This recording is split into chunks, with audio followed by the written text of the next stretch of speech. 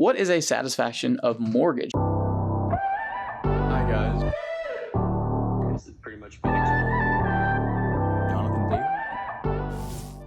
So I had a client call in and they wanted to have a deed done to remove themselves from the property and just put it into the name of their son because they had a property that was in their trust and then they sold the property from the trust to their son and they were the lender, so they put a mortgage on the property in the name of themselves. They didn't realize that what they needed to do was just a satisfaction of mortgage. They didn't need to do another deed. In Florida's a lien state. Whenever there's a mortgage on the property, the mortgagee, which is the lender, who gave the money so you could buy the place, they don't own the land. You own the land and the property, but there's a mortgage, which is just a lien. So that means the mortgagee has a lien on the property, not part owner.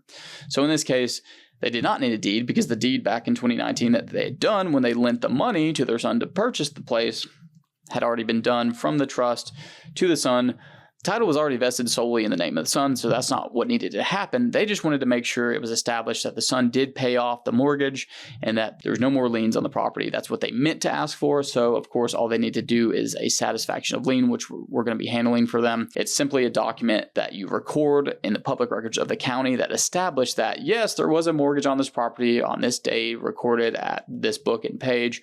It has been paid off. Therefore, there is no more lien related to this mortgage on the property. Satisfaction of mortgage, checked off, signed off, bada bing, capiche, all done.